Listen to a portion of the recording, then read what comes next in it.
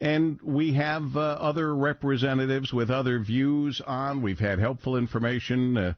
The Get Back to Work playbook that Lear talked about. Ford talked about it with us. We had Mr. Hackett on. We had Ray on from Lear. We've had a lot of people on from different angles. Now we're also been very happy to welcome back our Senate Majority Leader, Senator Mike Shirkey. And these are tough times. You know, for we the people, these are tough times, Senator. Good morning.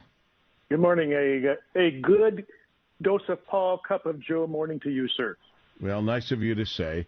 But as the Michigan House refuses to extend Governor Whitmer's coronavirus emergency, we see all these headlines. She says she's not playing games. She's going to do things based on science to save people's lives.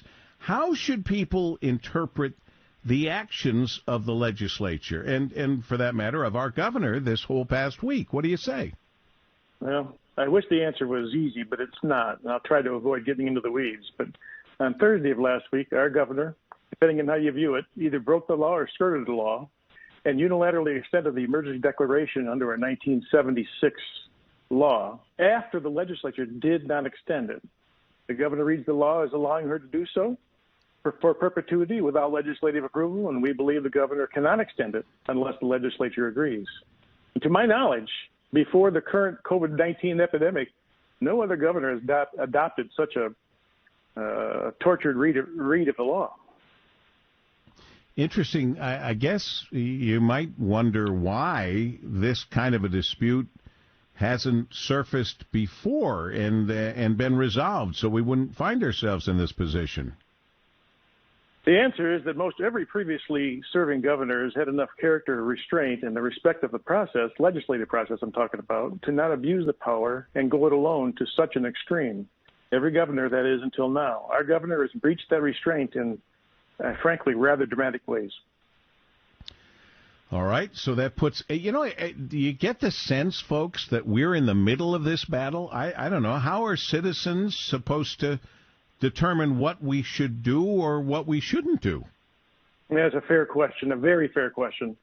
It's kind of like this. It's a risk assessment, not unlike what each of us face every day. When we roll out of bed, we put our feet on the floor, and we take a risk throughout the day. I personally believe there's still a need for a very limited and surgically measured state of emergency, but it needs to be executed via the normal order legislative process, which requires a partnership of all the parties. That's exactly what the legislature proposed to the governor last week in a private email, and it was, subsequently leaked to the press. I don't think people in Michigan expect one person to make all of our decisions about our lives, our families, our culture, and our work by herself. I don't think that's a good representation of representative government. Well, is this so? Are you part of this being upset, and part of what your actions are now are based on procedural, the process? Because you don't apparently disagree with everything she's suggesting that we do. That we still have very much a crisis underway, and we should be doing certain things to protect ourselves. You're just not happy with the procedure at this point. So you're not recommending that people across the state ignore the governor's orders. Absolutely not. And it's not about what I like or dislike. I believe that our laws are clear. I believe that the legislative process is something very precious. I believe that people in Michigan do not want one person making all the decisions for all the people without legislative input, without their representatives and their senators providing such. And though frustrations are really high and growing, let me be clear, I am not recommending people ignore the governor's executive orders. Ensure all your actions can pass the test of consideration. You've been saying this all morning long. Ensure all your actions can pass the test of consideration of other people's safety, following the big three, and being prepared to respectfully engage in an honest conversation if you are challenged. Paul W. Smith, tomorrow when I go to Lansing, I'll be wearing a mask with the big letters across the front of it, the number 4 and the big capital U, for you. Mm-hmm. And that's what I think everybody should have in mind as they're donning their masks. Yeah, look, we know for a fact it helps prevent the spread if you happen to have it. And we also know for a fact you could have it and not even know you have it. So why not Everybody just act like they have it, wear a mask, and we'll wipe this thing out. It's pretty frustrating to me. There are now people that are never maskers. I mean, they won't wear a mask. Don't tell me to wear a mask. No, we are telling you to wear a mask because you're going to infect us if you don't. So I don't understand that at all. I mean, I understand frustration. There's a lot of it. Hey, I've been holed up for 42 days, and it ain't easy for any of us. But we can't, lose our mind and go crazy on this stuff. I can't imagine your wife and your kids being locked up with you for 42 days. That must be torture on them. They're not. That's the problem. I'm alone mostly. Okay. Kim's been out of town for 2 months and doesn't want to get on a commercial airliner. And the kids have gone back a little bit, but they're getting exposed on the other end. And I have to say to them, no, you can't come over. They came over this weekend. They came over yesterday.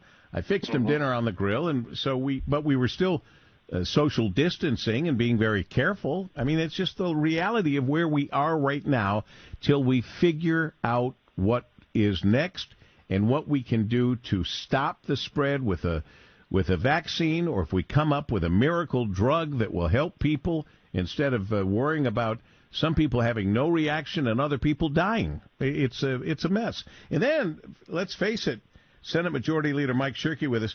Then we get into the conspiracy theories, and I don't blame people for starting to point fingers at China with everything we've known all along, but then the things that we found afterwards, the fact that they didn't tell us how bad it was, and they went into our markets and bought all of the personal protection equipment and shipped it to China before we knew about it. They knew that stuff would be shorted, and now we supplied them with equipment we can't even get for our own doctors, nurses, police, firefighters, EMTs, frontliners. I don't blame people being angry about China's role in this thing. I don't blame them at all. Well, we had our grandkids over for a properly socially distanced barbecue yesterday on the patio here. We had a beautiful day, and I was grateful for that. I say it was a great day, but it wasn't awesome because it was short of hugs. But I think there's a lesson here that we maybe need to study, and it'll be a 20/20 hindsight kind of lesson. When you're trying to interrupt people's lives and tell them what they can and can't do, I think it's really important to avoid mandates and avoid dictates and avoid oppressive laws first. I think you have to spend a lot of time convincing folks that, listen, this is the right thing to do. It's going to be hard. I'm not sure how long it's going to take. And then ask the question, are you with me? And use that question many, many times before you revert and resort to, more powerful mandates and so forth. And that was missing in the early stages. And I was in agreement with our governor in doing something that was pretty dramatic early on. But during that period of time, I think there was a chance to make the case and make it so that we were part of an overall effort together.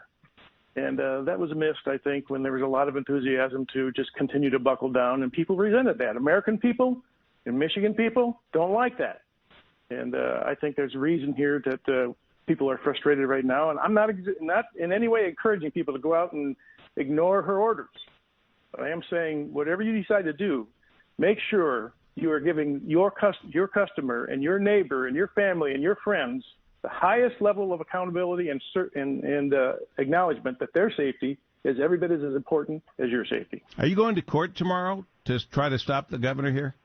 No, we will. We're still building the case. It'll be a few days, maybe even a week or so before that is filed. But that'll take its own time, its own time lane. We will be focusing on the kinds of things that the legislature uniquely is supposed to focus on. Budget. We'll be putting a lot of effort on oversight, what we've experienced the last couple of months. And then our primary focus will be on securing some important protections in law, not in executive orders, for our healthcare workers, child care workers, farmers, manufacturing, you name it, so that they don't feel like if they open back up, they're at risk of being sued if somebody contracts COVID, because there's no way to prove, generally speaking, there's no way to prove where the infection came from. And that's a lot of businesses are worried about, being sued because of an employee might have just claimed that it was done at work. All right. Senate Majority Leader, Senator Mike Shirkey, thanks for joining us. As always, we appreciate it very much. Have a great day, sir. 8:17 at WJR.